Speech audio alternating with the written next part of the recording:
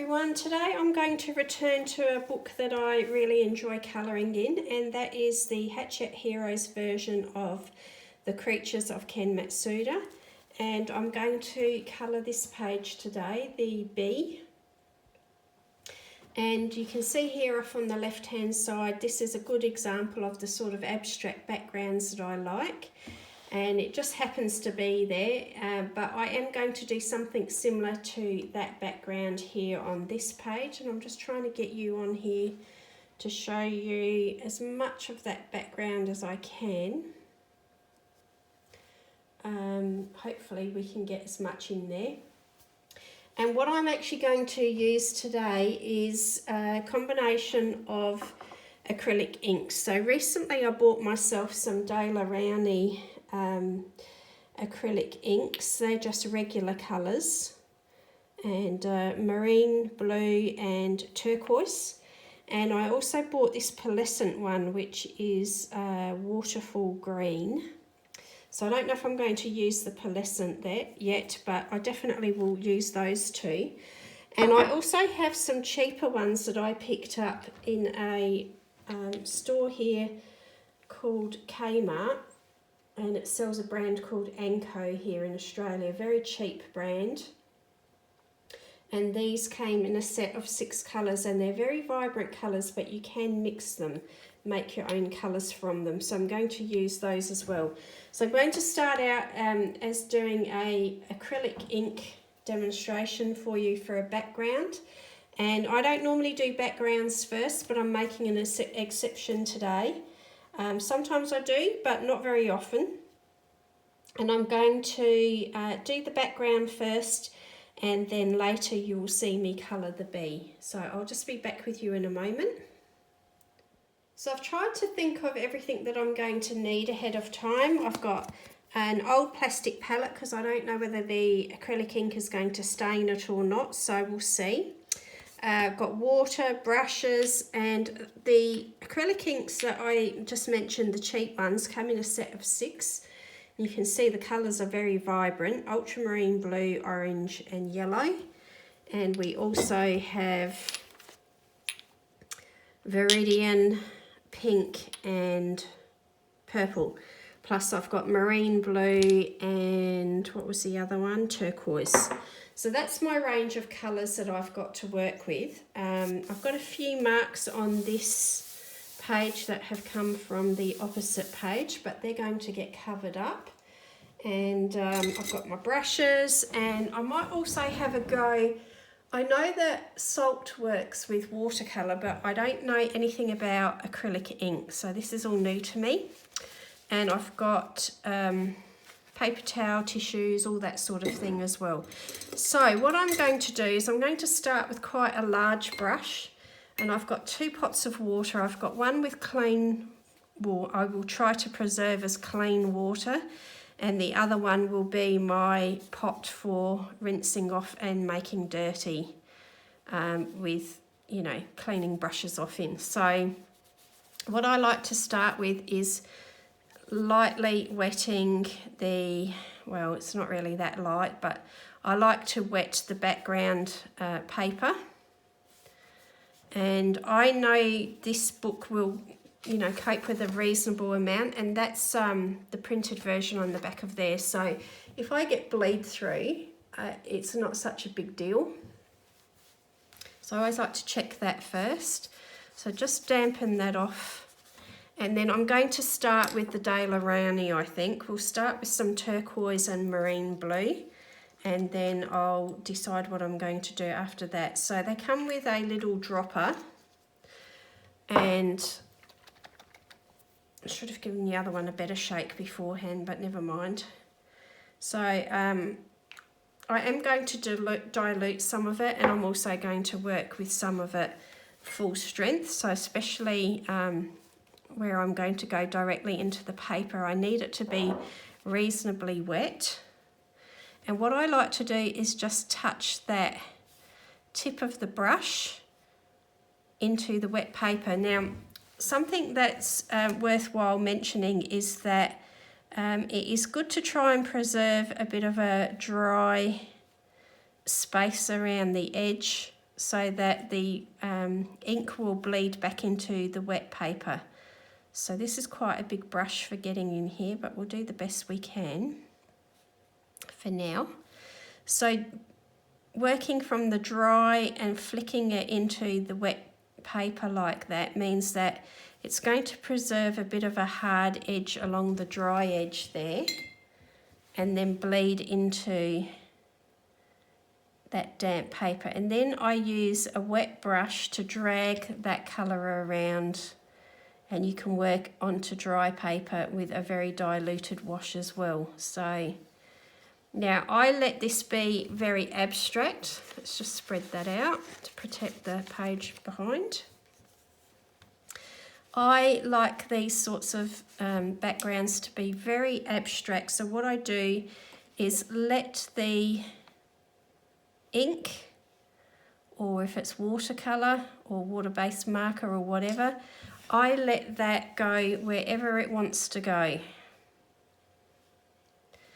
So there's no plan, it's very abstract. And I know that challenges some people to do that, but it's a look that I actually enjoy. I like to have my picture with more details and then this very abstracted background behind it. Now, once that is on the paper, you can kind of manipulate it around the place with the brush, and I don't want that too wet. So you can always dab at it with a bit of paper towel or a tissue or an old rag, and then you can also put clean water into those areas where the ink is and let it do its own, magic thing. Now, you get an effect that's called blooming in watercolour, where that clean water will push all of the pigment, the colour, away to the edges, and then where it dries it will have a bit of a hard edge and it will look like cauliflower. Like a cauliflower, people do call it a cauliflower effect. And at this stage I'm happy to leave all those edges, leave them to go wherever they want to be. Now I might actually grab some of the Viridian from the cheap one.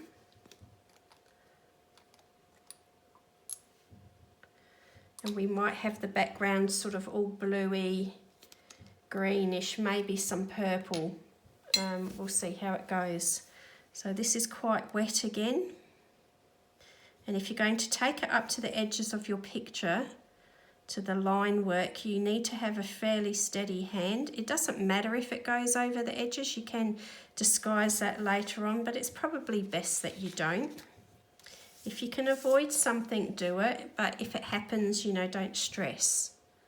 So this is the cheaper Anko brand acrylic ink here, and it's working in a similar way, but it's probably not quite as pigmented as the Daler Rowney was up there. So there's quite a difference in the price. So that, that price will reflect the quality of the pigment.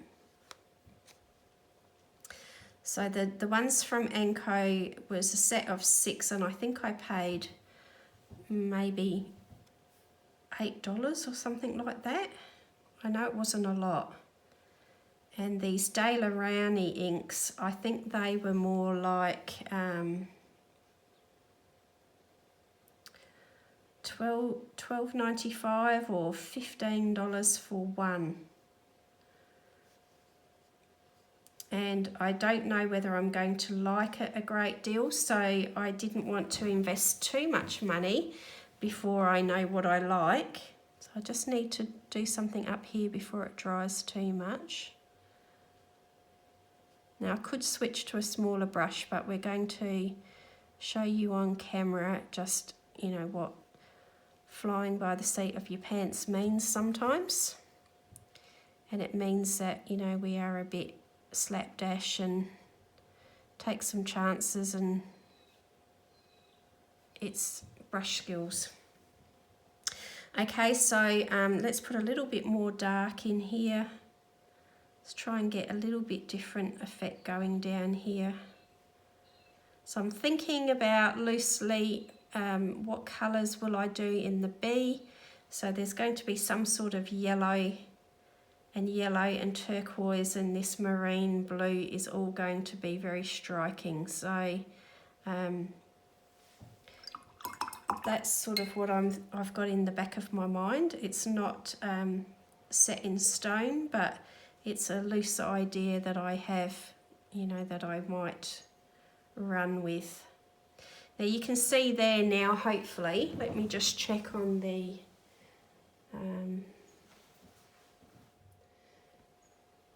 video that you are seeing that, because sometimes I do go off screen by accident. Let's go down there, and what I'm going to do now is while it's quite wet still, in fact I might actually put a little touch of yellow in there because I want to see what's going to happen with a touch of yellow. So let's pick up a little bit of yellow and just in some of those lighter areas. And then it's kind of good if you can connect those dots of colour together so it's not completely disconnected and random. And then what I'm going to do, I might encourage some of that to come down here if I can.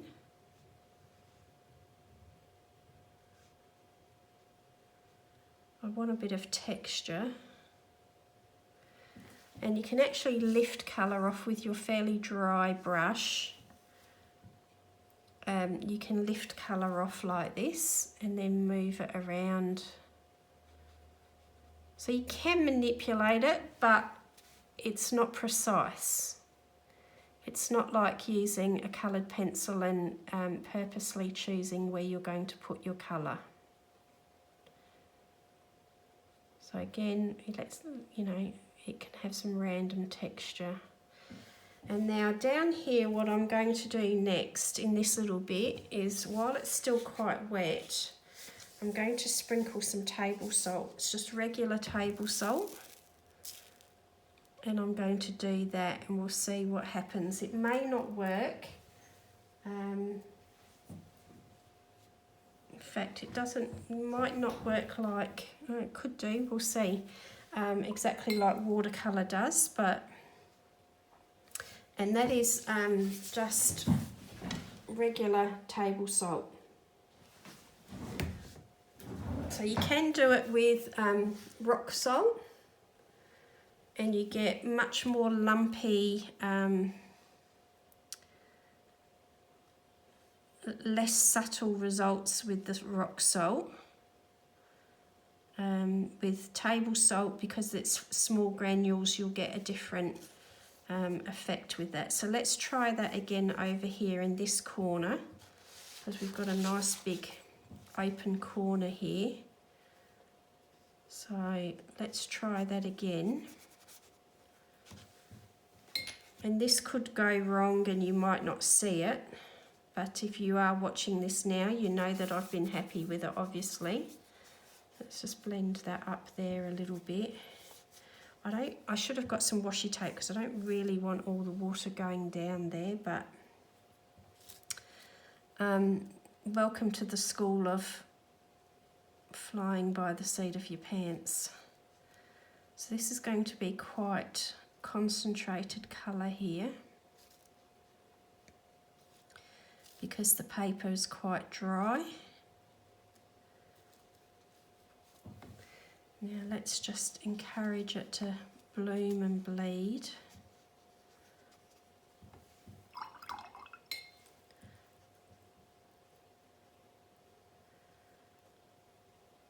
Now while there's no results, there are no rules to what you can do when something's abstract.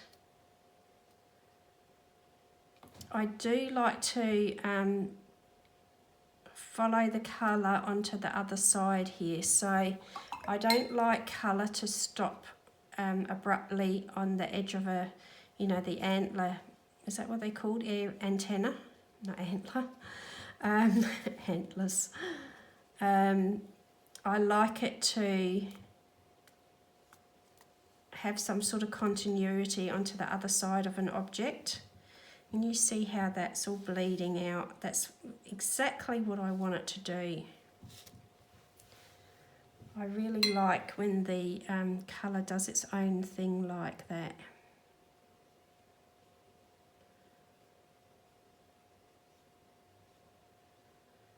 And then these smaller areas in here, I will need to use a smaller brush to get in there. Okay, so again, let's drop some concentrated colour.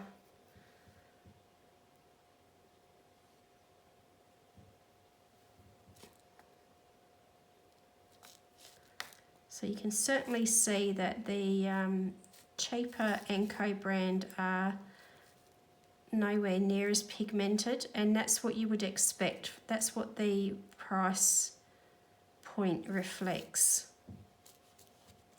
And there's nothing wrong with that. I can work with that. It's really not an issue, but it's worth pointing out to you that that is what's going on there. So, you know, people say, why are you using premium quality things in a, you know, a colouring book? If this is your thing, you get enjoyment from creating and the process of creating images and art, you know, that could be a deal breaker for you if you see the colours being so weak. That might be a problem for you. Whereas somebody else, it's not an issue at all. So we all have our, you know, our things that we like and want and so on. So I'm going to carefully put less salt in here. I dumped that on there. But here I want a bit more of a more subtle result. So I'm going to put a bit less salt on there and a bit more carefully, and we'll see what this is going to dry like. And I'm not sure if, because I can't see my screen, I'll show you down here, hopefully you might be able to see what's happening.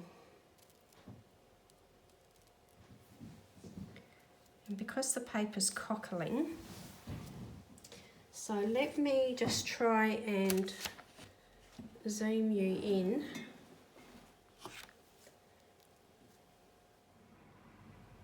So what's happening here is the salt draws moisture to it, okay? So as it draws the moisture to it, it drags the pigment with it, and it leaves behind these little white areas around the salt crystal. So it's a bit hard to see it now, but when it dries, I'll be able to point that out to you a bit more closely. So what you're seeing here is it was very wet, so the salt has dragged all that moisture into it, and it's dragged the pigment with it. So this area is going to be very pigmented, and then it's going to leave little white areas around the place. This isn't particularly what I wanted, but what's happening here is more what I wanted, and I'll show you why. It's really good for creating watery effects. So also I'd like to mention that because this is cheap paper, the paper is cockling. Cockling is when the paper goes up and down. And so water will always look for the lowest point, and that's what it's done. It's gone into this trough here. It's dragged all the pigment with it. So this is going to dry darker, and that's not necessarily what people want with watercolour. However, you know, when you're doing a random abstract background, this might be a result that you quite enjoy. So it takes a bit of time playing with salt to see just how much water you need, just how much pigment you need. And this is the first time I've used it with acrylic ink, but I have done it with watercolour before. But because I want a random abstract background, this is not phasing me at all, but it could do if you were wanting more precise results. Now I'm going to have to leave this to dry, but while that's drying, before I do, I don't like the way this has finished up here because I got distracted with the salt and went, you know, messing around with that, and I forgot about what's happening up in this area. So I need to blend it in a little bit. So I'm just going to use a little bit of colour and blend that in. Maybe, you know, that was a bit unexpected. I wasn't expecting that result, but it's nice and I'm going to go with it. So what I will do is grab a smaller brush and without putting my arm in down here, I'm just going to encourage, oh, I've got something on there. That's not great. I didn't clean that brush very well from the last time I used it. So let's try again. So with a clean brush this time and a bit of water, I'm just going to blend some of this colour around so I don't get a hard edge where I don't want it. So these abstract backgrounds that I like to do, there is an element of carefulness and being precise with the edges and the detail and blending and so on, mixed by the randomness of as it travels away on that wet paper away from the image. I let that do its own thing and it can be random and so on, but it's a little bit of a balance between the two, and I don't mind if that goes over there because that's going to end up being a plant. He's got foliage growing out of him. So again, just really carefully putting the colouring because I want it to have a connection to the other side here of what's happening with the antenna. I don't want there to be a total disconnect from that section to that section. And that's about as precise and how much thinking goes into it really for me. The rest of this is quite random and I'm leaving it to chance. So what I'm going to do now, I've actually got tissue here, which is a little bit softer and more absorbent than the paper towel is. And I'm going to scrunch it up, get the clean bit, but scrunch it up so it's not smooth. And it's going to help me sop up some of that excess water, but it's going to leave some texture behind.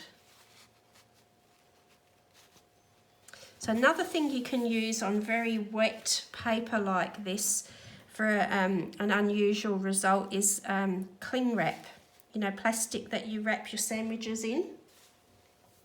If you've got a very wet piece of paper with lots of pigment and colour and ink on it, you can put the plastic over it and drag it in, and it brings all that wet pigment in with it and it leaves unusual lines. In fact, we might even do that on a page at some stage in the future if I think about it. I would need something that's got quite a big open background to be able to do that, but I used to do that quite a bit. I did calligraphy for a long time, and I used to do that for backgrounds for calligraphy. And I do a really random abstract washy background. I don't know what I've got in here, but I haven't washed it out very well. And I used to do that as a background wash of colour on watercolour paper, and then do some sort of arty, you know, calligraphy on there. So I used to like to do maybe a quote or something like that, and have that random arty sort of background to it. So again, sort of pushing the boundaries of calligraphy a little bit and not doing it quite so traditional, but trying to you know, play with it and get some different results that people might not be expecting from calligraphy. But that's going back a few years ago now. Calligraphy doesn't seem to be anywhere near as popular as it used to be. I mean, people do lettering styles and so on, but nowhere near as formal as the traditional calligraphy used to be. And I'm just going to use the tissue again, and this is where you can just, you know, experiment and use different things, and they don't need to be art tools. You know, a tissue, a bit of paper towel, an old rag, a makeup remover, a cotton ball, whatever you've got around the house. And where you don't want something, you know, dab it with that. Don't go for a smooth, you know, smooth bit, because you're going to get nothing out of that. That's good for lifting colour from areas that you just want to make a highlight. But if you want to make a feature, you need your tissue or your paper towel or something to be crinkly and wrinkly, and you know, it will leave a pattern behind, a texture behind. So I'm more happy with the way that is. Sometimes I do leave quite light areas. It doesn't have to all be intense and black. Just going to lift a little bit off of there. And I will need to use a small brush and get in there, but I've got to wait for this to dry. So I might put the hairdryer on it off camera, and I'll come back to you in a moment and show you how it looks when it's dry. Okay, so I have dried this with a hairdryer to a certain point, and then I left it alone. And you can see that my page is curling up quite a bit. I think that will flatten out as I work on it and close the book again. And I also could probably give it a very, very light iron with a cool setting. I wanted to show you how things look before I rub the salt off. So just get you up as close as I can. So you can see that the salt is almost stuck on the surface in some parts.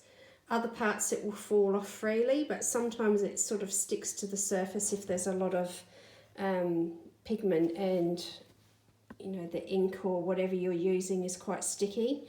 So you can see there maybe, let me just try and get this correct. So you can see there what I was trying to explain about we can get it to focus. So you can see on here where we've got, let's see if I can get into the right place. Here we go. So we've got a salt crystal there, and you can see how it's dragged in the pigment to the salt crystal, pulling it away from the paper and leaving this very unusual, almost sort of star effect around it. So this could be really useful as a technique for when you're portraying something in water. Pardon me. But it could also be like here. You could also play with this for effects for a space galaxy sort of theme or whatever as well. So what I'm going to do now, I'm sorry for all the throat clearing and everything, it's just the way things are at the moment.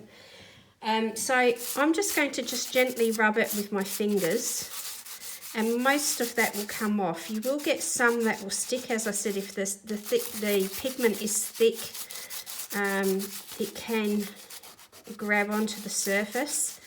I don't bother about that too much, because long term, you know, I don't care. I'm not using selling this as an artwork, or you know, putting it on the wall or whatever. It's just a colouring book to me. So I don't get too precious about stuff like that. But if you're worried about archival properties and long term, I would say maybe you have to do a bit of research into that. But for what I want to do, this is okay. So I'm just going to go and get rid of that salt. So before I proceed, I will show you the other side of the paper. And I don't know how I've managed that, but I've got some through there as well, but never mind. There is a bit of bleed through here. That's where I sort of probably agitated the paper a little bit more and I had it quite heavy. The rest of it, nothing's really bled through. It's just very crinkly and wrinkly, but as I mentioned, that should flatten out or I can iron it out. So at this point, I haven't had a great deal of bleed through, just a bit. So now let's see if we can zoom in on here for you, show you this in a bit more detail. So you can see now I've got great texture in that background there. And I'll try and get as close as I can for the detail to show you this. So here has worked really well for sucking in all that pigment away from the surrounding area. You can see those little darker rings is where it was quite wet and it's dragged in a lot of the liquid to the salt, and so you've got that heavier ring of colour where it's sat on there. This part here in the middle, I actually thought it would look worse than it does because it actually dragged all of the colour towards it, the liquid towards it. You saw how it was sitting there quite heavily, and that's not quite as bad as I was expecting.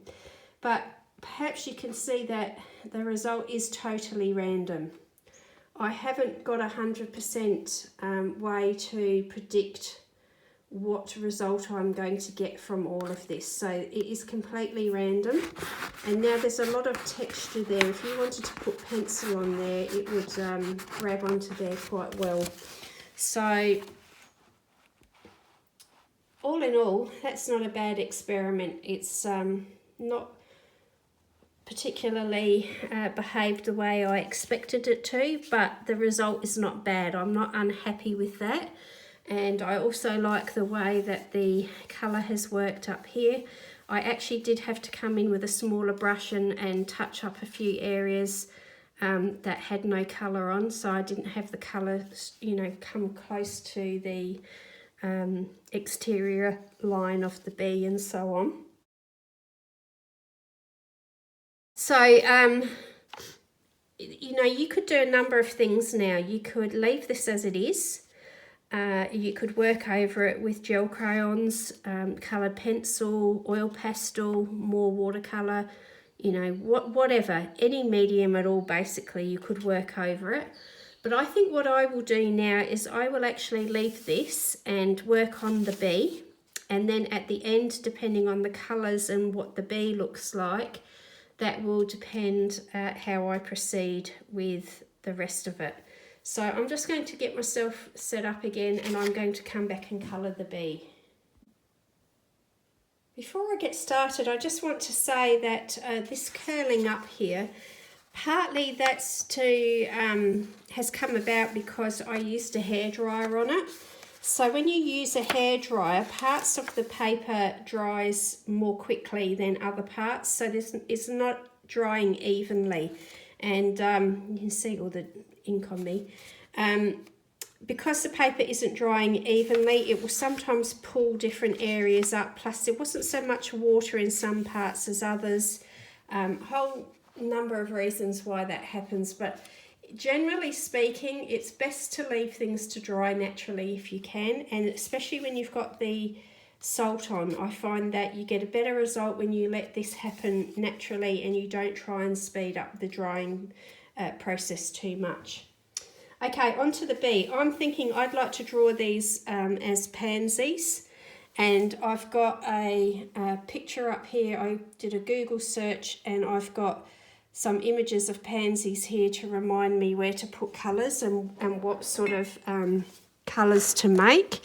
So bear with me a moment while I get myself organised. So that's in front of me where I can see it. And to work on the rest of this, I'm going to use the Anko brand cheap acrylic inks. So I shall get started, get comfortable.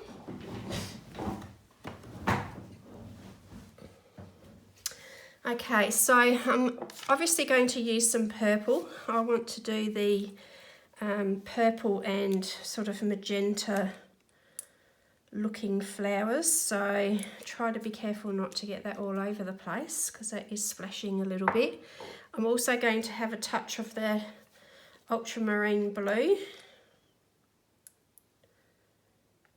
and I'm going to grab out some yellow to add to that one that I already had there before, and I also will get some pink at this stage. So some yellow. Now, pardon me, I am not an expert by any means when it comes to acrylic ink, and I haven't even looked it up. I haven't done any sort of research, so I could be completely off the mark here, but my feeling so far is, from what I've experienced, is that it works a lot like regular watercolour, but the difference is that when these dry, they should be waterproof when they dry. So where watercolours will keep moving long after you've put them down, next time you put water on top of them, they're going to potentially, you know, bleed and move again. I don't think that these acrylic inks should do that. So if you've worked with them and you know better than me, then please let me know in the comments. But that's my limited understanding of how acrylic inks work. So they're diluting and moving and behaving very much like watercolour do. The colours are very pigmented, so they're a lot more pigmented than many watercolours, although you can work with watercolours quite boldly.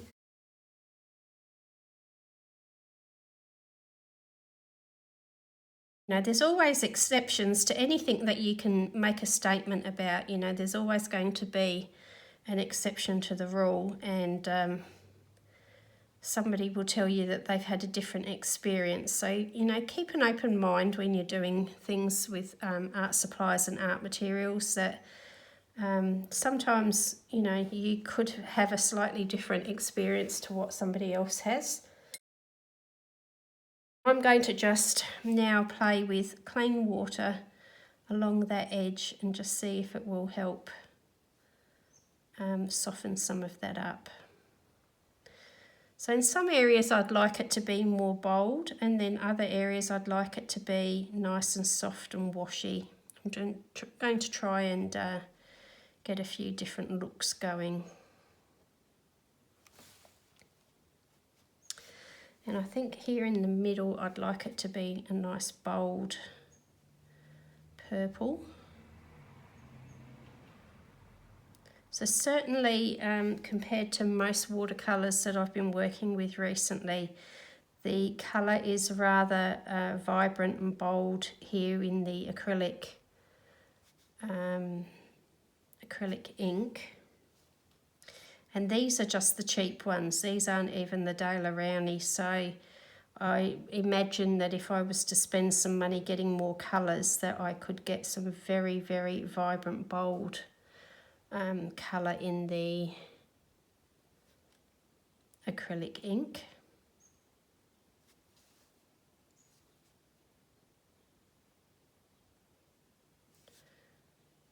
So where the paper is still damp, adding that extra purple there is, you know, flooding back into the damper paper and leaving a nice crisp, bold edge along the dry edge.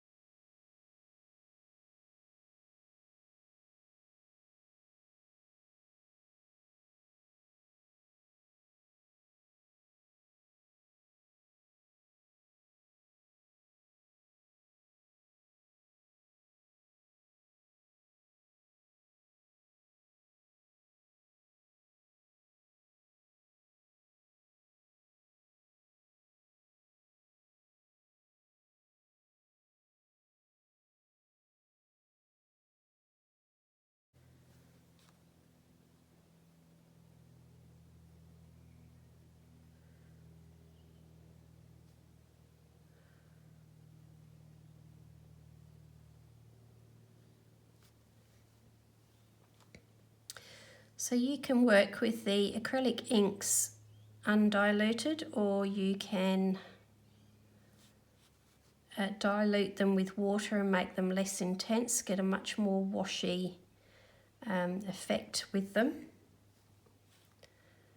And I rather do enjoy wetting that paper and then just touching the pigment to the paper and letting it bleed of its own free will.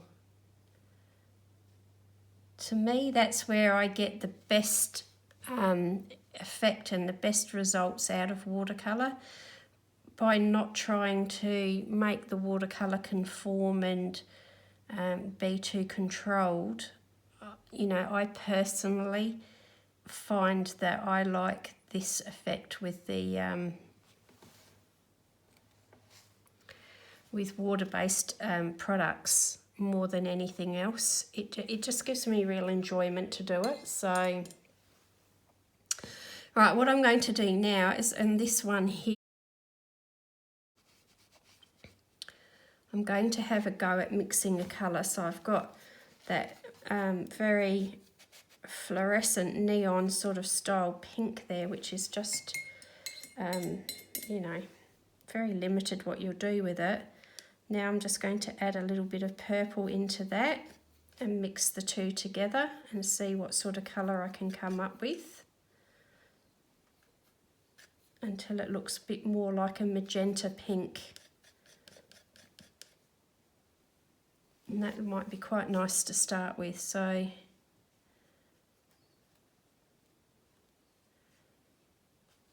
even with a very limited palette of colours, that this particular set comes in 6, you know, you can play around with the colours and mixing and the intensity of it and so on to get different looks. And if all else fails and you don't achieve 100% the colour that you want, you can always try using a little bit of coloured pencil on there or something else. And I've missed that petal there, which actually belongs to that flower, so that needs purple and possibly a little touch of blue. So play around with the order that you apply the colours. You know, I did start the blue first and then the purple. You know, have a play and see whether applying the purple first and then the blue, whether it makes any difference at all to the effect or the look that you get.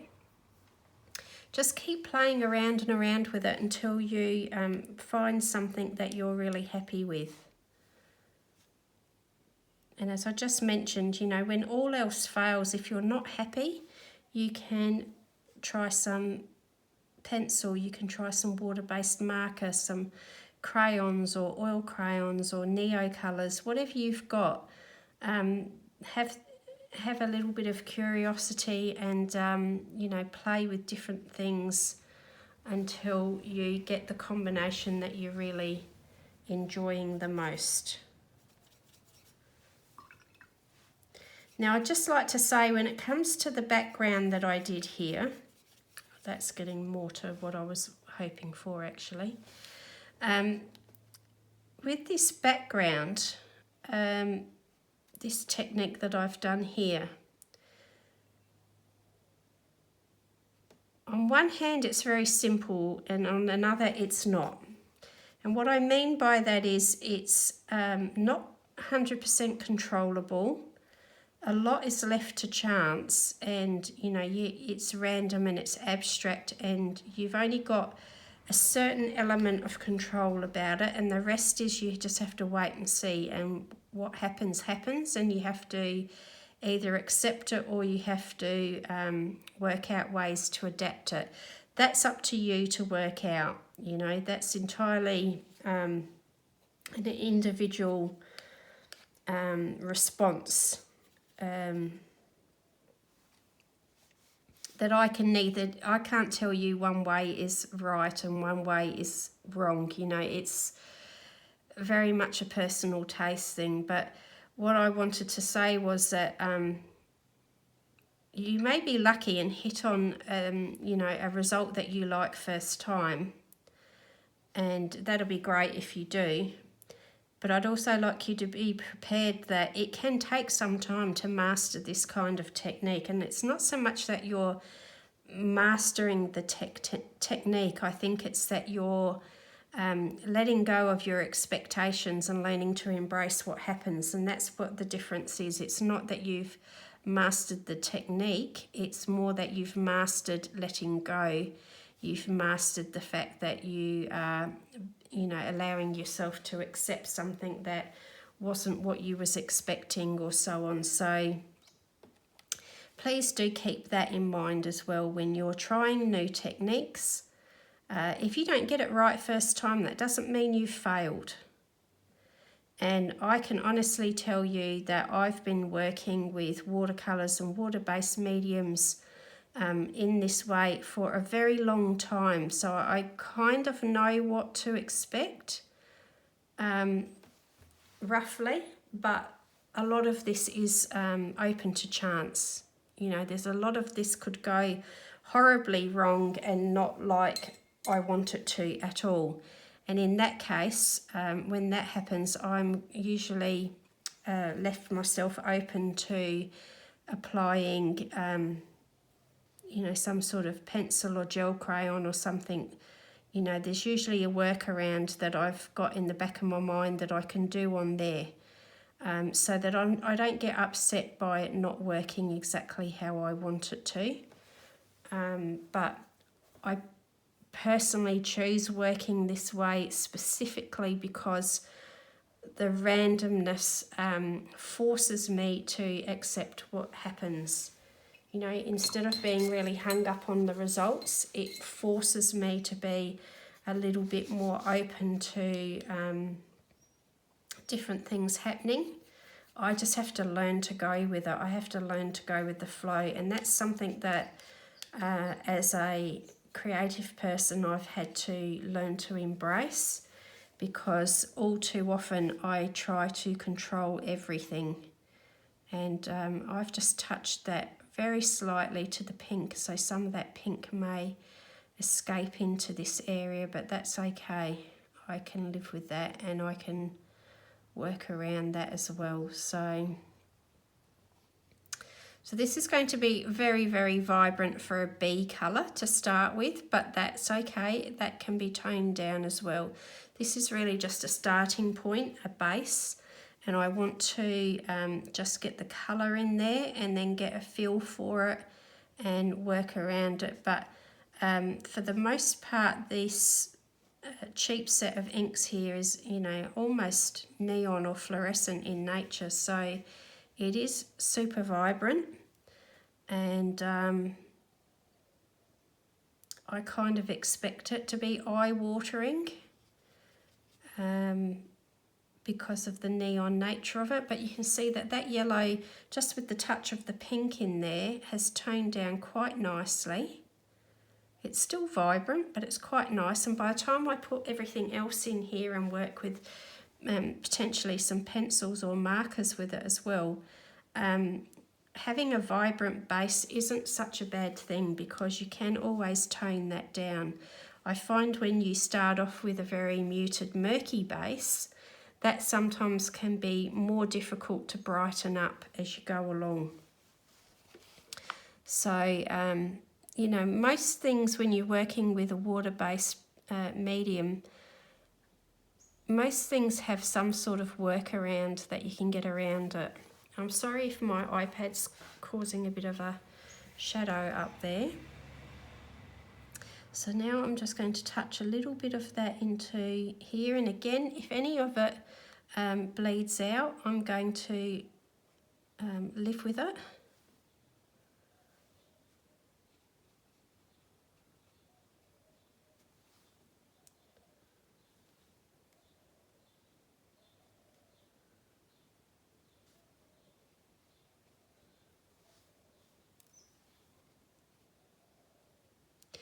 And I do have that reference photo in front of me, but I'm not looking to make it like a photo again. This is really just having that photo there is just to give me an idea of colour placement more than anything. It's not about being precise, and certainly not at this stage even. If I do want to further down the line make it a little bit more realistic in nature, I can always do that with extra pencil. But at this early stage I don't need that. I don't need that precision right now. What I need is to get a idea of where the colours are going to go and how the colours are playing with each other. And then as it dries and I keep going further and further along, that's when I can fine-tune things and tidy things up and you know, work things out as I go along. Now I try and get some different types of green going. I don't necessarily want it all to be eye-watering green either, but we'll start with that, and it can always be adjusted and toned down further as well. But I'm pretty much in spring mode here at the moment. So we are obviously in the southern hemisphere where I live in Australia. So while everyone's talking about fall or autumn in the northern hemisphere, we are going into or in spring. And I think that's worth noting because sometimes people forget that other YouTubers are actually on the other side of the world and that we're having the opposite season to what you're experiencing. So I'm very much in the mood of spring. I walked Hamish this morning and I love being nosy at everyone's garden as I walk past. I'm not sure if I've mentioned on here, but I really do love flowers and I really like gardens. I like being amongst greenery and plants and trees and all that sort of thing. Despite having horrible hay fever and asthma, I love greenery and I love trees and gardens and so on. And so this morning I was fortunate that when I was walking Hamish that the sun came out. It was really lovely for a little while. And everyone's gardens have just suddenly burst back into life. And, you know, where there was no flowers yesterday, suddenly there are lots of flowers on certain plants and what have you. And it's a joy to see all that colour after winter. And our winter is by no means severe like other parts of the world. Our winter is quite mild, and it's probably very similar to, not that I've been there, but maybe Florida or California, that sort of mild winter. And not necessarily huge amounts of rain either. We do get it from time to time, but we don't really get... We just don't get the same amount of rain as some places do. Hence, you know, these allergies and pollens and dryness and so on is part of the problem when you're an asthma allergy sufferer. So, you know, we don't really have as dreary a winter as some places do, but it still can be dull and grey, and of course everything's much quieter in the garden and a lot less colourful. The plants that do flower and so on, they're just not so colourful as they are in spring and summer. So it is really lovely to see everything coming back to life and the colours. There's one particular garden I pass and the owners have got it looking really, really pretty, and they've got lots of flowers that just, only come out in spring. So it's a joy to see them when they are out, because you know they're going to disappear. Plus they've got other things that, you know, flower on a regular basis, and they've got native plants and all of the rest of it, but they've just got one part of their garden is like a little cottage garden, and they've got pansies and nasturtiums and all those really pretty, very colourful, lots of variation in the colour. And yeah, I just love it. And you can probably tell from, you know, you can usually tell in somebody's voice when they get a bit more animated about the things that they really love. So yeah, it's certainly one of my favourite things, despite, you know, it playing havoc with my health a little bit at this time of year. I just love the colours. So I'm going to keep messing around, getting different types of greens and mixing different colours and see what comes up of the colours. And, you know, a bit of yellow, a bit of green and a bit of purple's making a bit of a olivey green. It could go very dirty and muddy very quickly, so you do have to be a bit more mindful of, you know, colour mixing theory and so on, that you don't make mud. But if you have only got small amounts of ink or paint out on your palette, you're not really wasting very much. So, you know, throw caution to the wind and have a play. So I thought this little area in here looks a little bit more like a mossy, bit of a mossy look rather than a plant like grass or, you know, that real vibrant green. It needed a bit more of a murky green.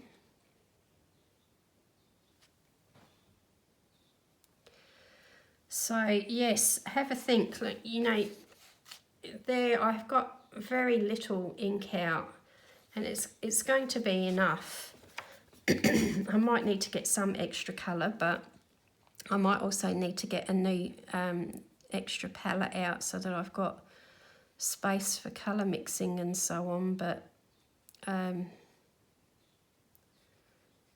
I'm not really wasting anything there, so there's nothing to be lost by having a bit of a play. And what I'm trying to do is get variations of colours and tones, so lights and darks, and getting that variation going. It's all very much of a similar colour strength at the moment, so nothing's dominating anything other than that purple. So it's not about, at the moment, it's not about making something stand out more than something else. It's just getting that nice mix of colour and variation. And then when I'm happy with that, I can work on strengthening colours, developing depth of the tone and so on as I go along. But at this stage, what I'm trying to do basically is a bit of colour variation so that the different aspects, the different elements are depicted. So I've got this mossy grassy bit, I've got different shaped leaves, the flowers and so on. You can tell what each of them is. And then once I've got that balance right, I can come back in with you know, stronger colour and make it more dominant in one area over another, deepen tones, create shadows, all that sort of thing as I go along. But at this stage, I don't want to work too boldly. So, you know, they're quite bold, but they're going to get bolder still yet. But I don't really want anything to dominate over anything else too much at the moment. I'll get these colours in place, and then when I've worked out exactly what is what, the right colours are in the right places, then I can do the rest in the next step. And that's drying quite quickly because I'm not soaking the paper too much. Here it's obviously very wet, but most of those others are becoming touch dry. So again, I'm just make sure I've got all the colours in the right places. And I feel like I need like a sort of beige colour because I'm going to put some brown into the bee. And the mushrooms here, they kind of need to be a sort of off-white.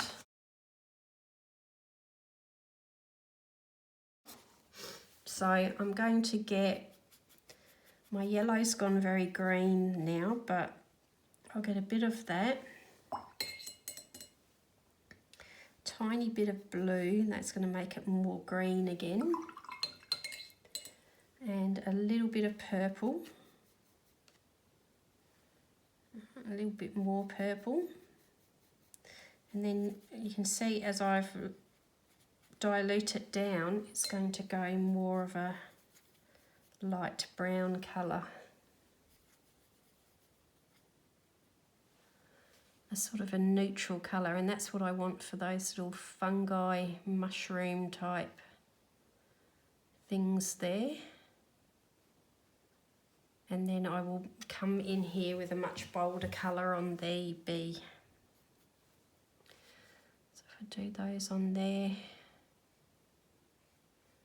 Again, you know, don't worry about details too much at this stage. It's really about getting the colour in there. More so than detail.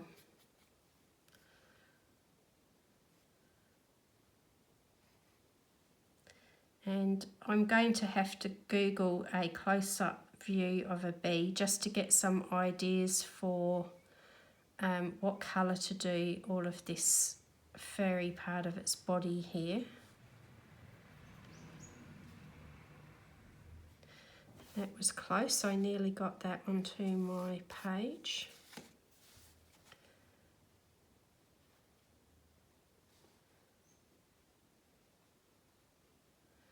So I'm guessing all these round bits are supposed to be pollen that the bee has picked up on its travels around the flowers.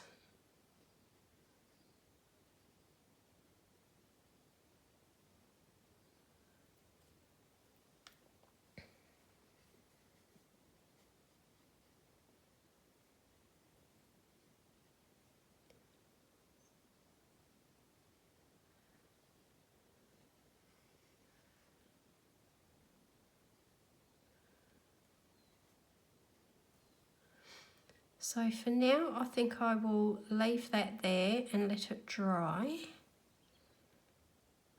And then I need to work out what's going on with some of this detail. I'm actually not sure what that is. Is that a leaf or I'm not sure. Anyway, I've found another bit of flower down here that I feel needs to be purple.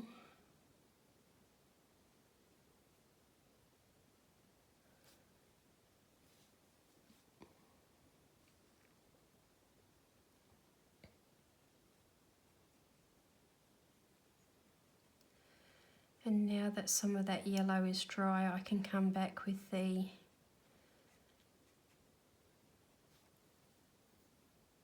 purple for the inner bits there.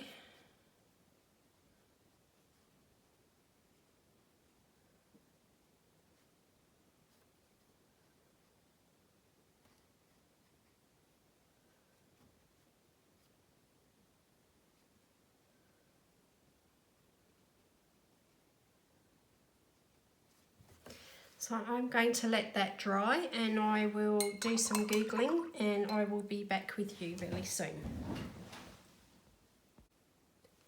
Okay, so I've googled an image of a bee and got this really cool close-up view of a bee. So that's going to be great for not only the body and the head, but this part of the bottom end of its body there as well. So I've just got that off to the side again, and I'm going to put a bit more colour in here before I think about whether I want to add the pencil or not, because that will be the next step. So what I'll do is try to mix up a stronger version of that brown that I've got there. So I used a bit of that yellowy green, and I also had the purple, and that's come out quite brown there. So now I'm just going to use the reference photo that's in front of me to get an idea of where the browns need to be. So I've chosen to do part of the body up here green to transition the look of the grass to the hairier bits of the body, and I want to keep a few lighter bits because there are bits of yellow coming through those darker bits of the brown. So I'm going to do the brown darker down, further down, and I'm going to allow some lighter bits to come over the top and be yellow, which I will do once this area is dry. So that's what I'm doing here, and its legs look to be brown verging on black.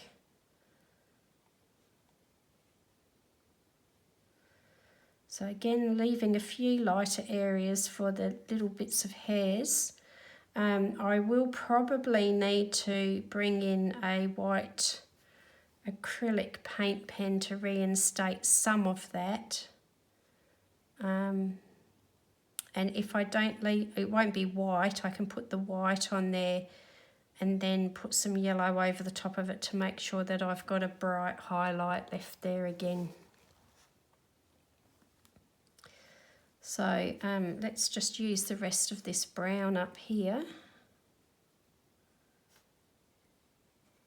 And I'll have to make some more. So if you're not confident in your abilities to mix colours and match colours you've already mixed, I'd advise you when you're mixing any colours up that you make a lot of it, or as much as you think you're going to use and then some, because it can be hard to remix the same colour again. I tend to take the viewpoint that if I can't remix that colour and I get as close to it as I can, that's good enough for me. So again, I'm going to use that yellow, which is, you know, every time I put a dirty brush in there, it's changing.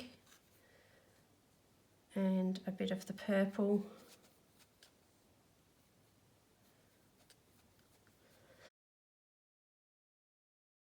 Is it the same as before? Probably not, but it's pretty close. And as far as I'm concerned, that's good enough for me.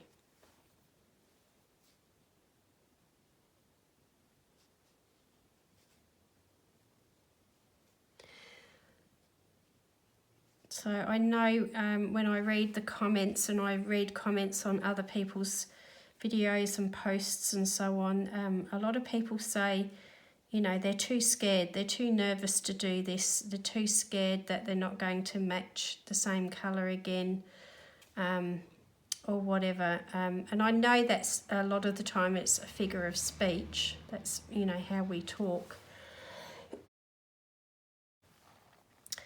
But try not to talk that way. Like, don't, you know, there's nothing to be scared of. You know, it's paper.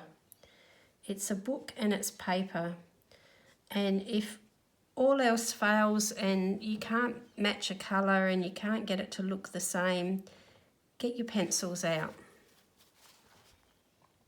You know, try not to, I know, you know, as I just said, it's a figure of speech, but there's power in words, and speaking negatively eventually rubs off into, you know, our behaviour, because, you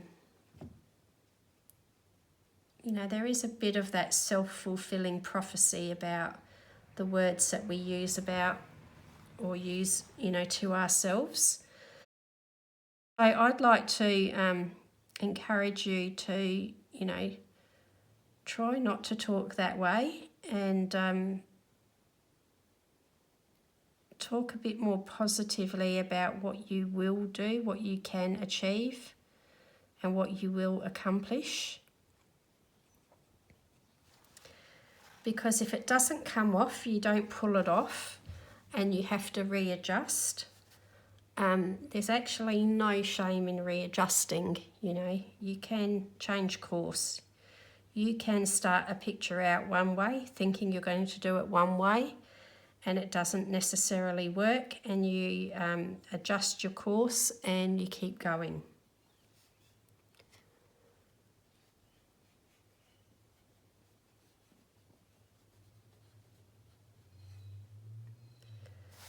You know, if you really are that nervous about ruining a book, or you are scared, get yourself a practice book. Get yourself a book that you're not worried about sacrificing, and dive in and just do it, because you might be pleasantly surprised. And sometimes it just takes a little unexpected win, a little unexpected,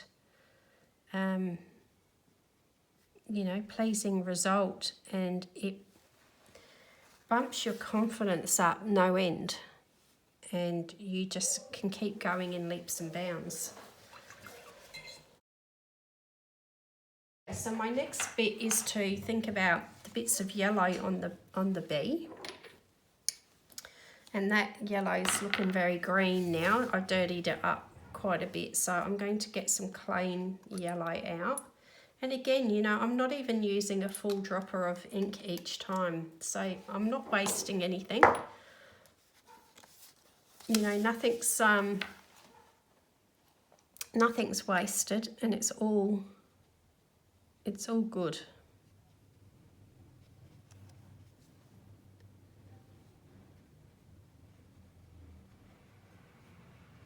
So this colour has got just the very smallest touch of that brown that I mixed up in it from the dirty brush. And then here I'm just going to let that mix and blend with the damp areas of brown, see what happens. I've got no idea what will happen. And I haven't decided yet what I'm going to do about these bits of pollen that the bee has picked up and is stuck in its fur.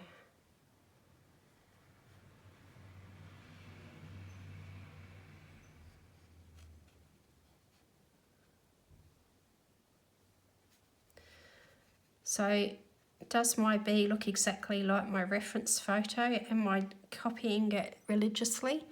No. But what I am doing is using it for ideas of placement of colour. Is it exact? No, it's never going to be an exact copy. For starters, you know, Ken has drawn this bee. I don't know what his reference was, whether he used a reference, whether it was from, you know, real life, or whether it was from his head. I don't know. I can't ever know that.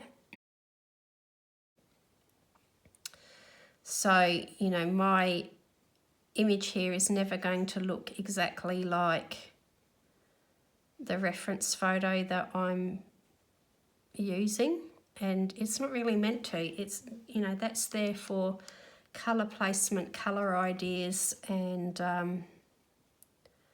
helping me learn about the anatomy of a bee. but I'm not going to be creating that same image again,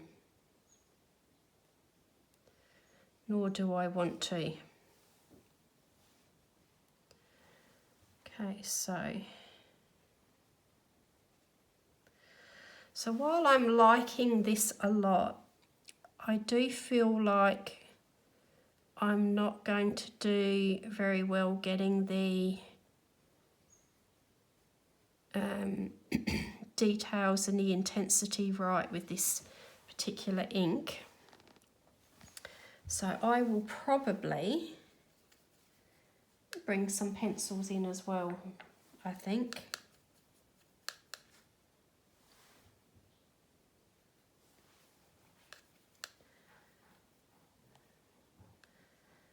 I want a really dark colour, but I don't want black. You know, if I'm going to use black, I'm going to save that right till the end. Let's pick up a touch of blue now. So that was yellow, purple and blue in different amounts. And I've come up with this colour that looks a bit like Payne's Grey.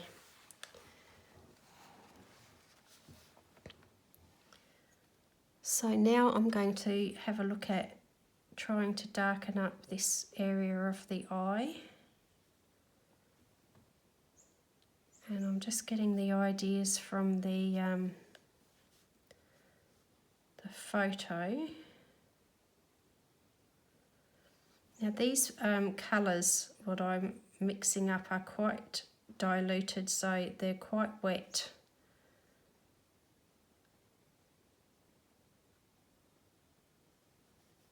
Which is making it hard to get a fine detail with them, to be precise with them.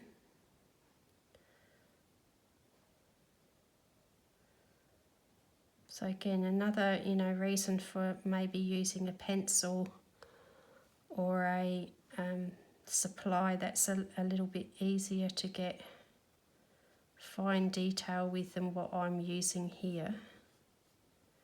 And that's not to say it can't be done, it can. If you're very proficient with a brush, you're very precise with your brush work, you can do all this stuff with a brush. You don't need to resort to pencils, but I don't know that I'm going to achieve that this time.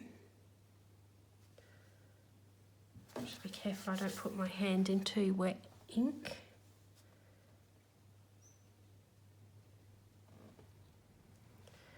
So I'm just having a look at the reference photo and getting ideas.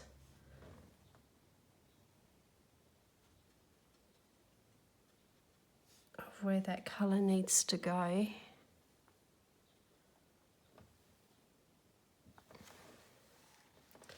And I think I might do like a very light grey. Sorry, I'm sort of thinking out loud here.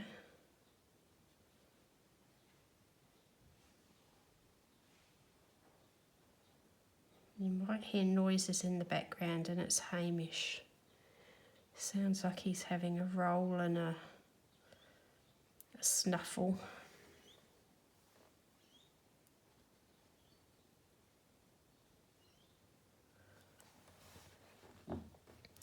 Now there's a bit of a brownish orangey tinge to the veins on the wings.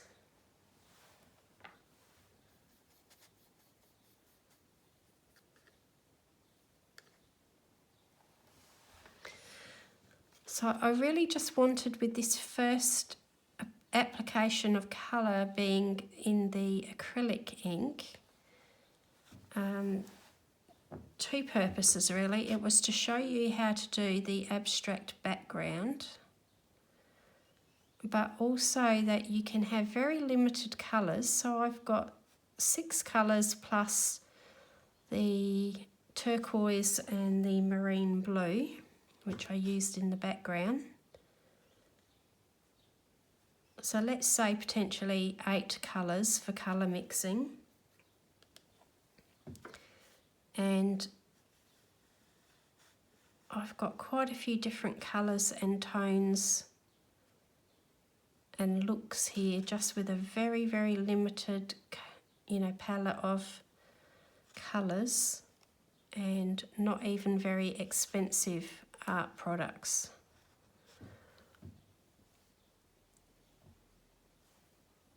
So it can be done.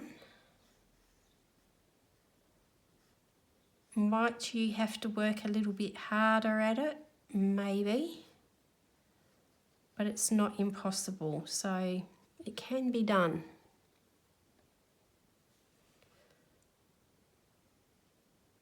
So if you're starting out and you've got a limited budget and you can't afford to get too many colours at once, or maybe you've been colouring for a while and you've never thought about inks before, you don't have to rush out and buy a large amount to get started. You can start with a limited palette and then work your way up if you feel like you need to buy more. At this point, I don't feel like I need more. If I saw them on sale, maybe. But at this particular point in time, I'm actually quite happy with what I've got here. I feel like I need to practice and investigate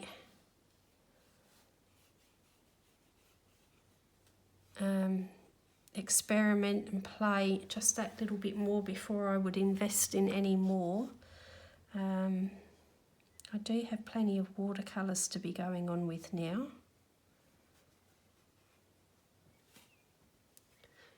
But if they were to present themselves to me in a really good sale, that would be, a different issue.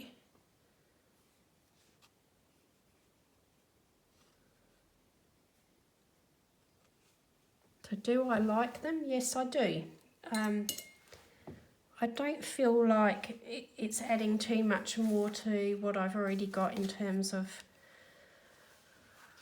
watercolours, Neocolor 2s, Inktense, water-based markers and all that sort of thing. I do have a lot to choose from already.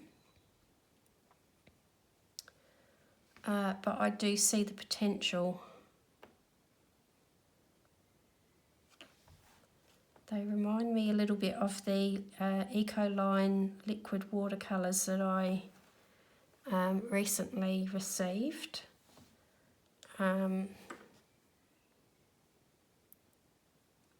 There's a kind of translucency or transparency that you get from these liquid products, even over watercolour tubes. They do seem a lot more transparent. That could just be like a observation that I've come up with rather than, a true thing, but they certainly are very nice to work with. And I need like a creamy off-white colour in there, so I think I'll do that with pencil. So I might just leave that there to dry. And I will come back to that again once everything is completely dry. Okay, so this is how it has dried. I have actually taken the iron to the page, and it was very, very wrinkled and cockled. I haven't been able to get all of the wrinkles out, but it certainly has smoothed it out a lot, which is going to make it easier for me now to put some coloured pencil on it if I want to do coloured pencil. And I think I do. However, I am going to walk away from this for a little while and then come back to it with fresh eyes and see how I feel about it when I have had a little break. So it could go a couple of ways. I could either put some coloured pencil on there, crayons, water-based markers, or just come back with a bit more acrylic ink and tidy up some of those details and get some a little bit more of a stronger definition, and you know, get some darks in there, because it's looking very flat still at the moment to me. Okay, I'll see what happens when I come back to you. I decided that I would like to add some coloured pencil to this, so I thought I'd bring you along while I do this as well, just for continuity's sake. And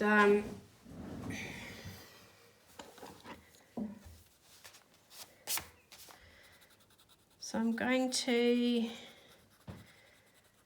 try not to cover all of that base of acrylic ink up completely. So rather than covering it, I'm just adding a bit of pencil to it for variation of tone and so on, rather than correcting or covering. Does that make sense? I hope it does. So I thought that if this yellow, which is Hansa Yellow Light, I'm using Artex here, if that wasn't enough, I thought I'd give this a go, which is a Jelly Roll Moonlight, and it's in that neon yellow colour. Now I like to use generally, I've got the Faber-Castell Connector pens has a fluorescent or neon yellow, and I usually like to use a touch of that on things, but I thought just for the sake of playing and doing something different, let's see what the Jelly Roll does. Now the Jelly Roll will cover the lines a little bit, which a water-based marker won't do, which in this case is not such a bad thing. And I'm just softening how that looks by dabbing at it with my finger, just to, you know, get any excess off. And that's quite a nice touch, and that could possibly make a nice touch here with the little fine hairy body of the bee. So it's not, hopefully not too obvious. Let's see what it looks like on the camera. Oh, I can't really see at this stage. What if I do some over here?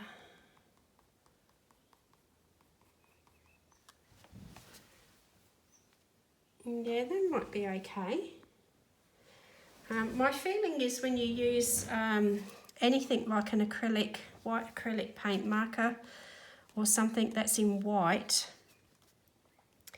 it helps to brighten up a lost highlight, and then you can soften it back down again by going back over it with a bit of coloured pencil and taking the edge off it, because you don't really want people to say, oh wow, look at that highlight. You want it to be natural, and you want it to just be something that enhances the image rather than be the thing that somebody looks at, if that makes any sense. So that could be handy for putting some highlights back into the flowers, for example, that might have lost some of that, you know, little bit of something special about them. And that might be a nice touch actually, because pansies and violas and so on, you actually do see some of these veins in them, so you don't necessarily want to obliterate them all completely, but might make them a little bit more natural maybe. And then with the deeper tone of the pencil, can darken underneath where that highlight is.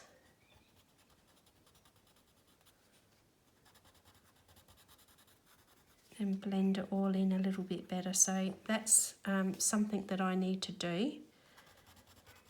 And I'm having a look at I've still got the bee up on my iPad at the moment. I'm just having a look at some of the colour of the bee. It looked like it had a bit of an orange tinge in parts, so that's nice. I'm liking that.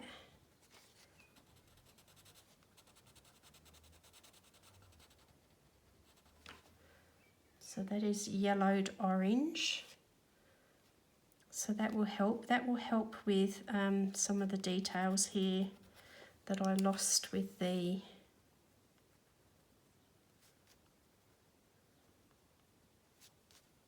centre of the pansy. That will help pick that up.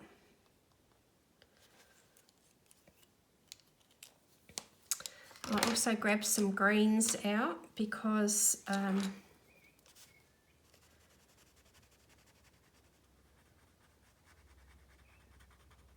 just need to darken some areas and bring some details into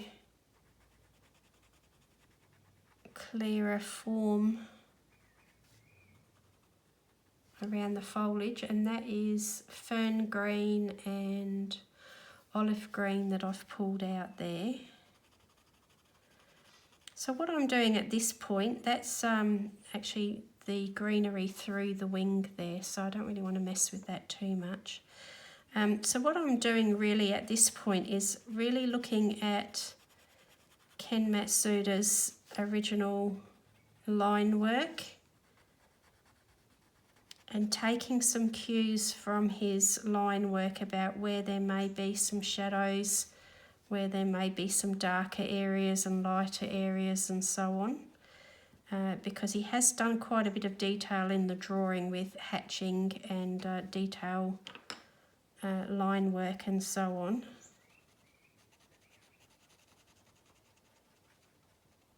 So you start to pick out some of the little details that matter.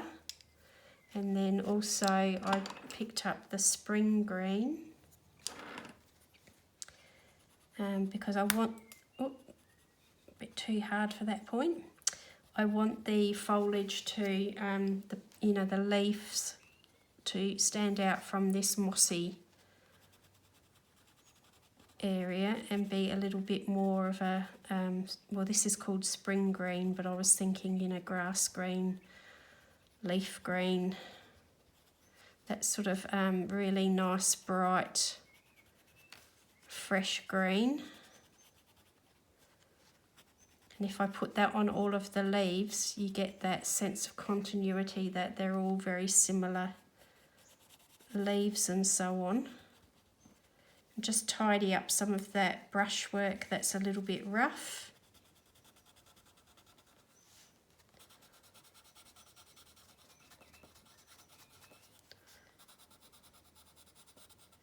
And by adding a little bit of that onto every leaf brings in that continuity there.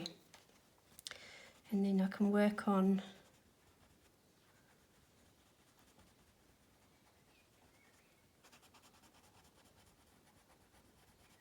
darkening this up and sending it backwards so that plant there becomes the focal point and comes forwards.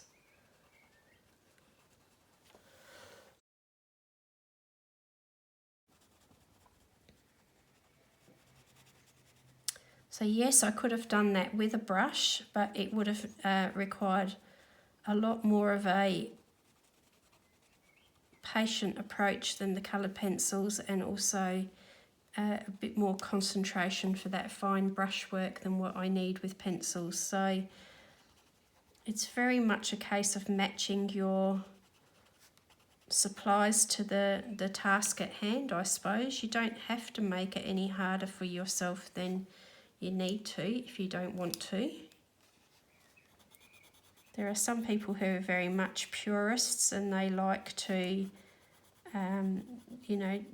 if they've started with the brush and the ink, then they will continue with the brush and the ink. and they don't necessarily want to bring in coloured pencil. And a lot of the time I can be like that, but every now and again I get a little bit, there goes another point. Every now and again I get a little bit, you know, not so good with the concentration levels, and I just want to get it done. And I want to get it done with minimum energy expenditure.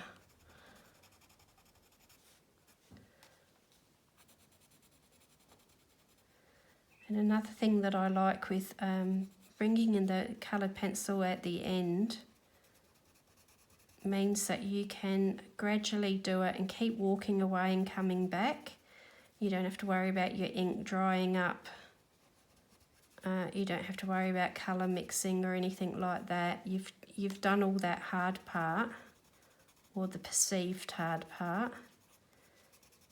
And then now it's just a case of I can pick up a pencil and do a little bit and walk away and come back whenever I feel like it, until I get to the point where I think that, yep, that's it, it's done. I've resolved the whole picture now.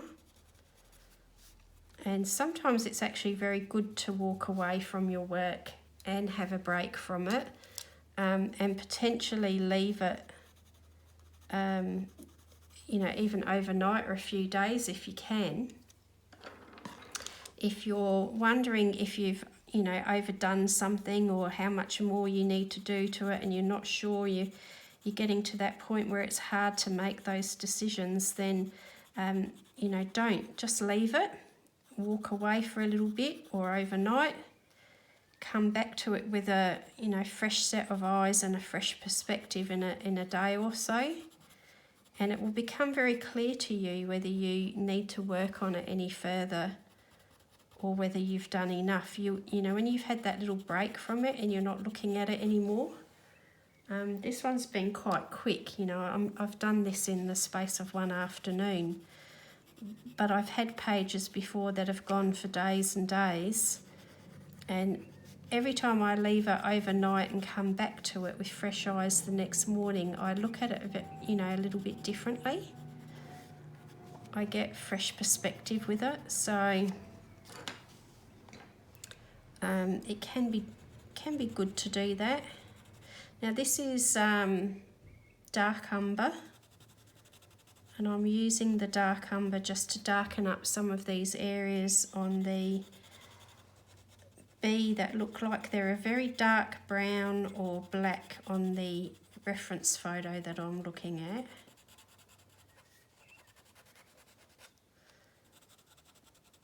And I don't want black at this stage. I could do it right at the end, but at this stage I don't want black. I just want to deepen up all these shades of brown that I've got. And again, I'm trying to keep mindful that my job here with the pencils is not to cover every last bit of, you know, acrylic ink wash. It's to enhance it. It's not to obliterate all of it.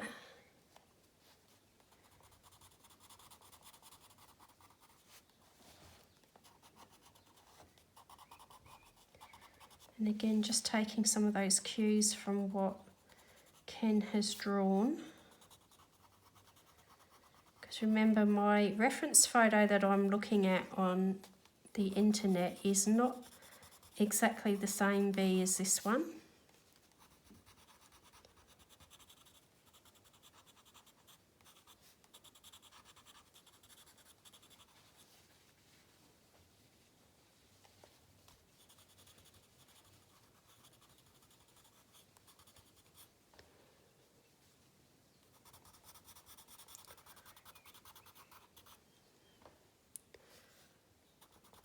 And I will put black in the actual eye there.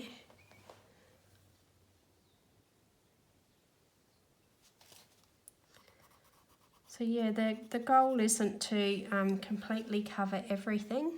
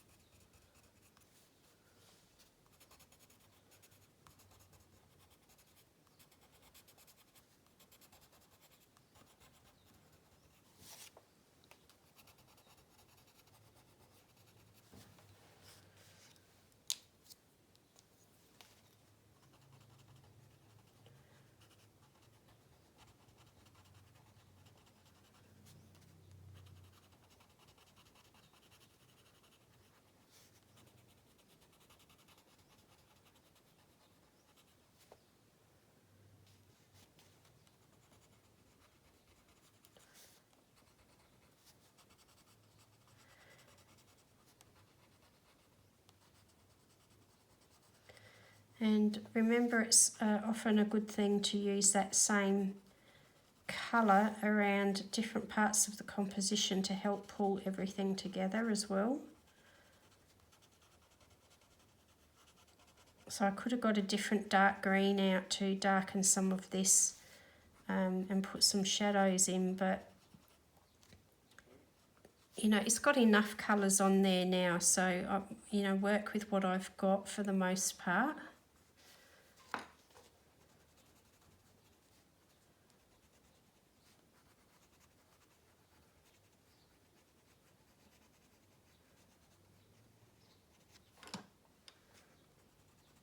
And I don't need to add any more to it. Okay, so that's that, and I'll just get my reference photo that I was looking at. Oops, sorry for bumping you there. I'm just going to get my reference photo up that I had for the pansy. And so for the pansy, I've got a range of colours out here, and I'll start with violet. And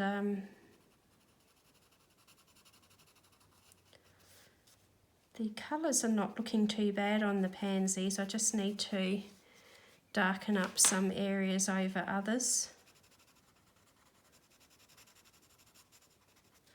Try not to press too hard with this because I have got a nice sharp point here. The only thing that I have noticed that I didn't really get right was that there is a touch of lighter blue in the violet.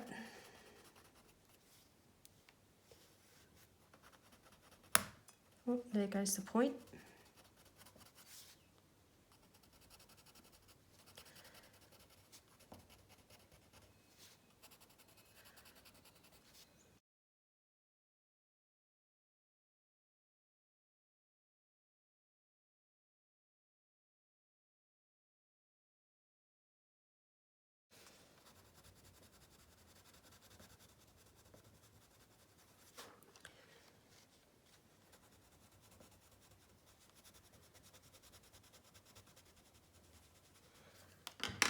And I'm going to use a little bit of mulberry.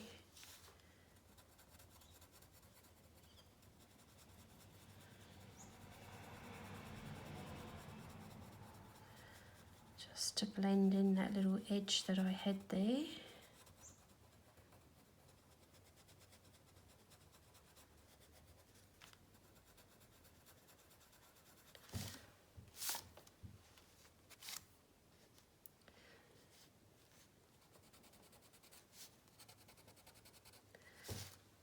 And just put a little bit of that in other flowers just to help carry that through a little bit. And then in here there is a little bit of a lighter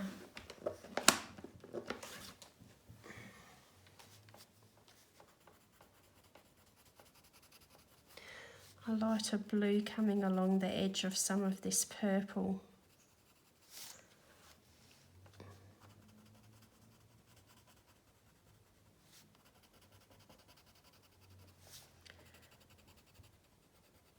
Which I hadn't got, you know, I've only got the ultramarine, but I didn't try to play with that or match any of that up.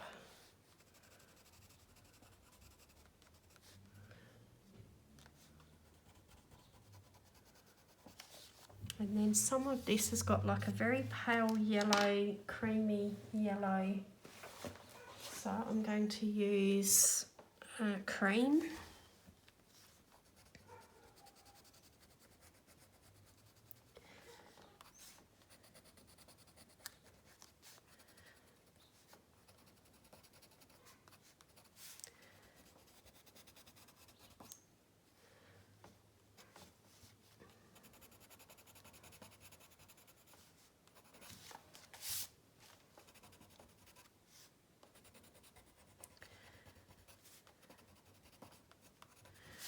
And then if you've totally lost your whites, I like Prismacolor white for a pencil. So in this same case as my Artex, I've got some open stock white Prismacolor that I use.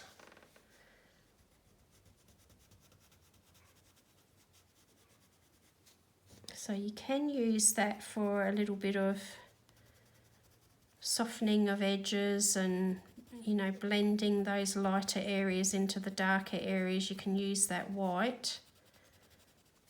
Or if you want a really, really bright white, then bring in the gel pen or an acrylic paint pen, for example, if you feel that that's needed. But in this particular case,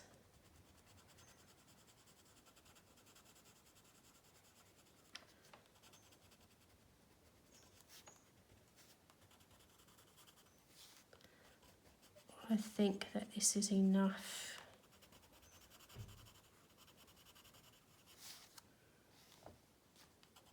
For now. Again, I may walk away from it and then, you know, making a little adjustment to it when I come back with fresh eyes.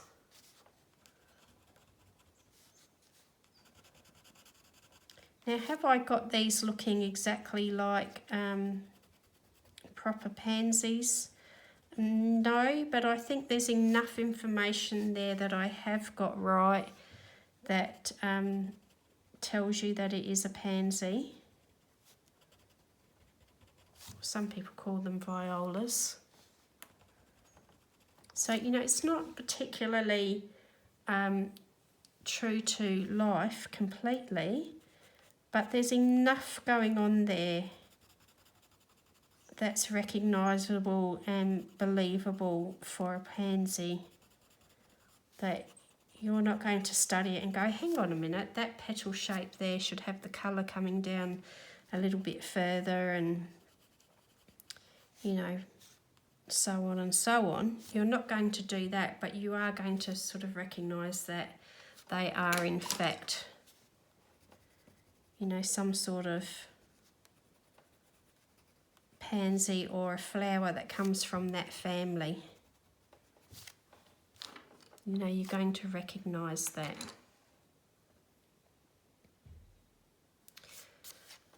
Okay, so the other thing you can do perhaps is to bring in some of this colour into the bee in other places. So, you know, think about in some of these deeper, darker areas that might look a bit flat, you can bring in these other areas, these other colours from other areas into this, and it will help lift it.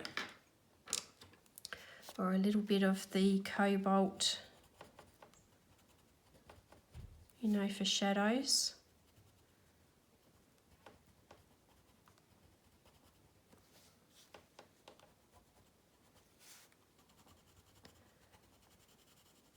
You don't necessarily have to have black all the time.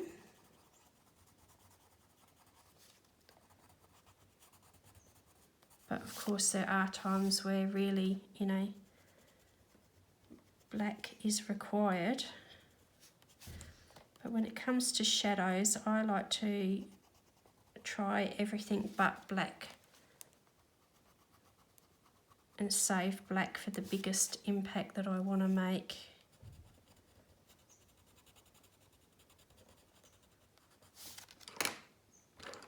And then that's what I would do, just keep working around the picture, looking for, you know, areas that have lost definition or need a little bit of extra help.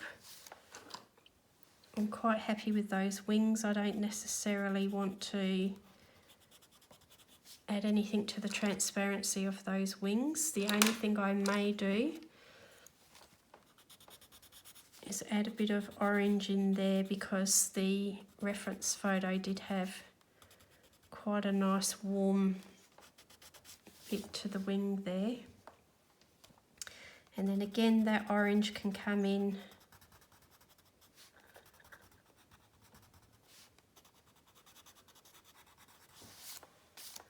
around different parts of the bee.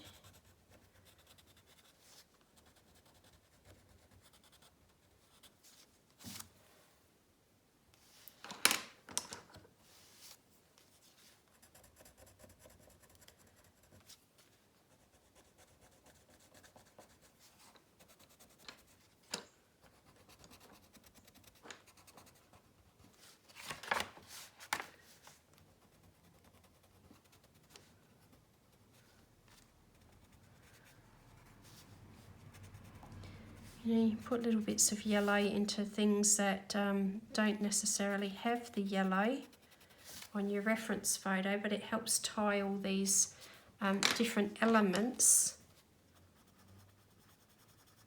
of the picture together.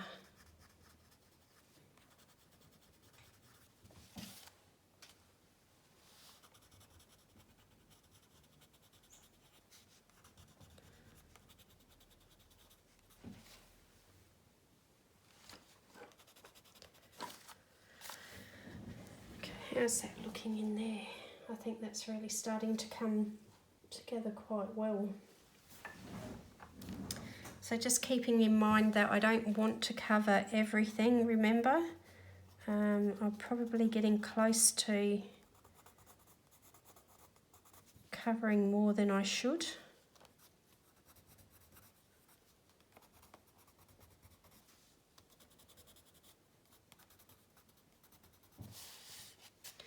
And that looks like a bit of greenery there.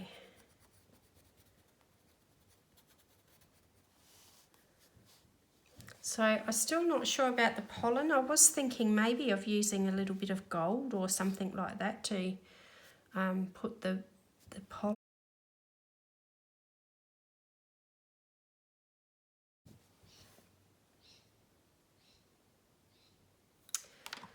Okay, so time for another break for me. Okay, so now I have got the black pencil out, and I've been coming into these really little tiny areas underneath, you know, where there's something else overlapping, or whether there's a little tight detail that, you know, really needs to be cleaned up. But I'm hoping that you can see by just being really selective about small amounts of black. This is where you can make things really have impact when you choose to do them on a smaller scale in, you know, areas where they're going to have the biggest impact. So this was a little bit lost in here, and not entirely sure what's going on. Like, I still don't know what that is there.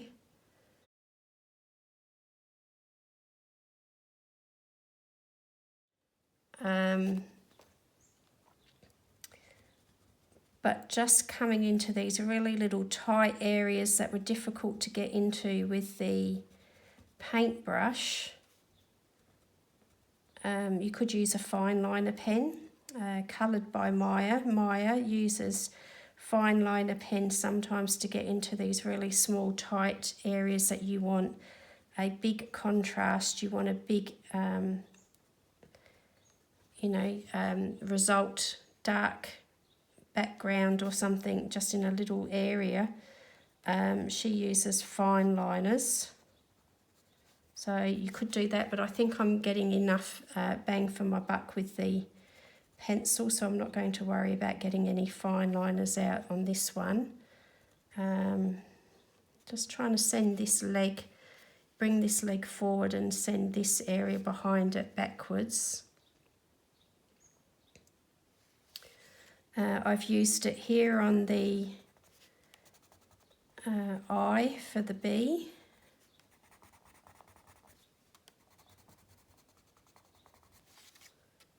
And, you know, maybe just a little tiny bit in some of the furrier areas that, you know, you need some of this stuff to stand out a little bit more.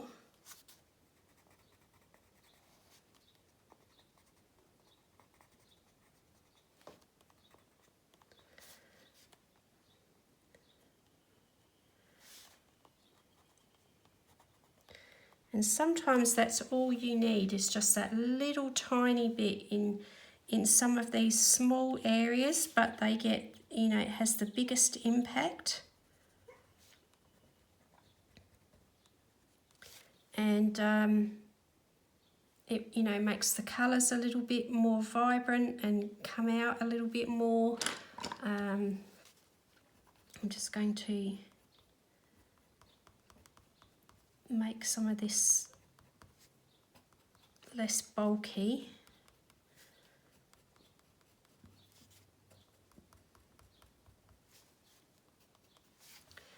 And then, you know, that's probably enough. I don't need any more black. This is the purple. So you can use your darker green or the purple or the dark brown.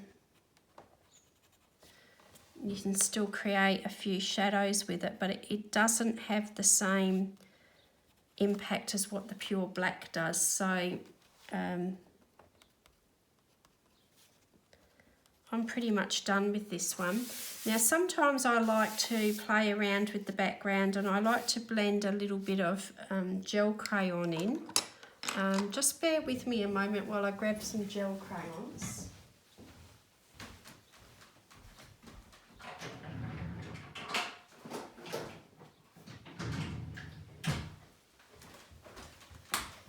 Now I don't think that this needs very much.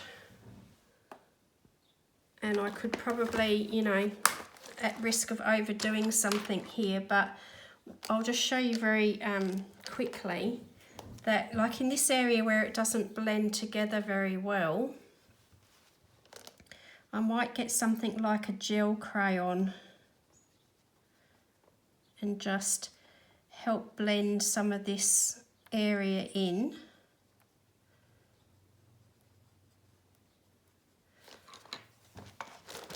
And then the gel crayon can either be smudged or it can be washed in with a bit of water, or now I probably need to leave the book open overnight and let that dry out, so it feels a bit sticky when you first apply the gel crayon, and it can feel a little bit sticky.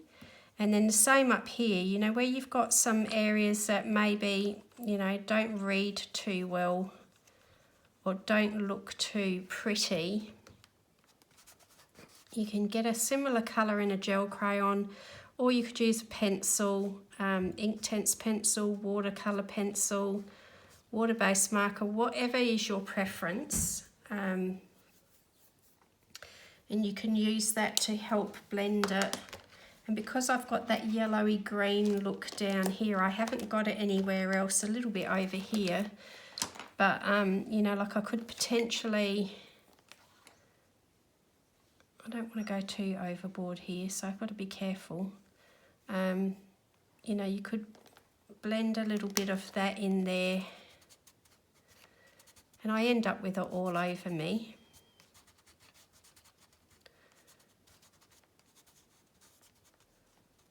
And you can soften that off, and so that ugly, you know, hard line and the weird look that I had there blends in a little bit better now, and it matches in more with what's going on down here.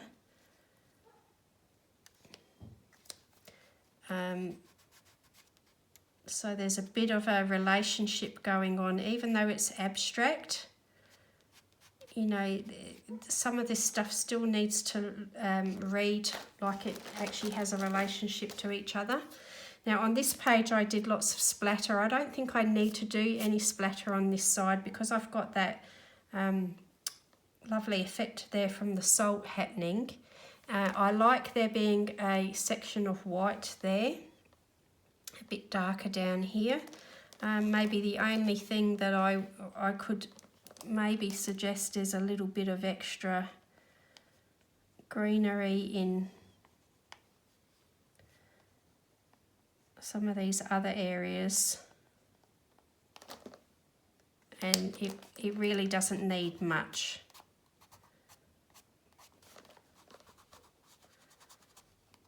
No, I probably could have left it the way that it was, and I don't want to risk you know, overdoing things too much.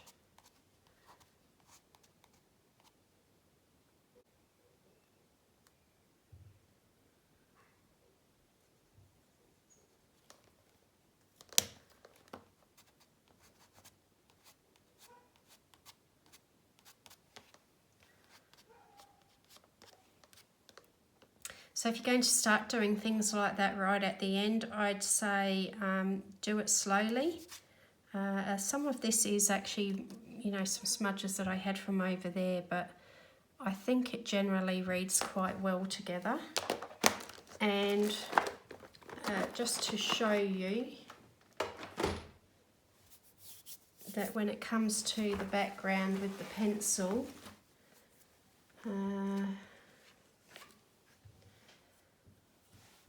you know, if there's any areas where it looks like the colour hasn't gone right up to the edge and you need to tidy it up, you can use a little bit of pencil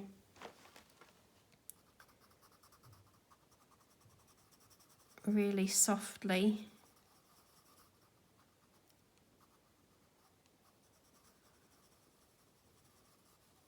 I'm barely touching the paper there to blend that in.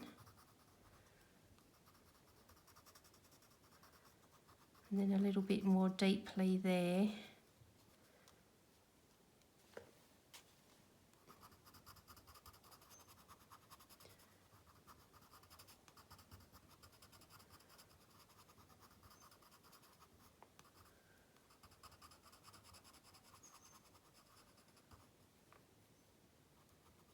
And that's, you know, we can use your pencil to get into those little tight little areas where the ink may not have gone directly up to the line. And there, just to make that yellow flower really pop out, just darken that bit behind it.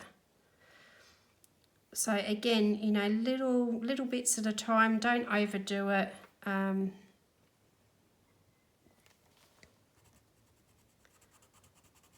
Because you can get caught up and you can start really starting to fiddle. I do that a lot, and then I think I should have finished, you know, I should have stopped way back before I picked this pencil up.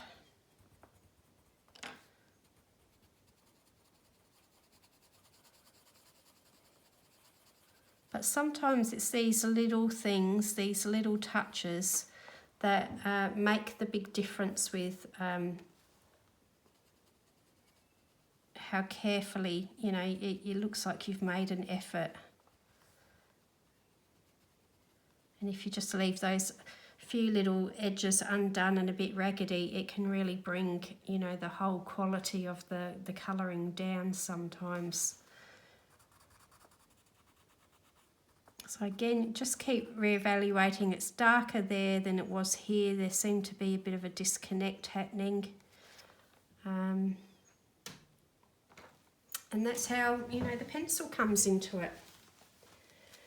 Okay, so I think I might leave that on my desk overnight, come back and have a look at it tomorrow, but it's pretty much finished, I think.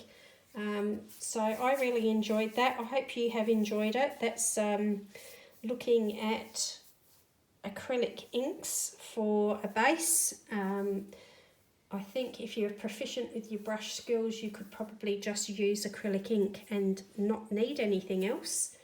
But that really did bring some of those colours alive and help to work out some of that definition. So if I just take that backing sheet away, looking at that there, and that, you know, makes a very nice double page spread there now.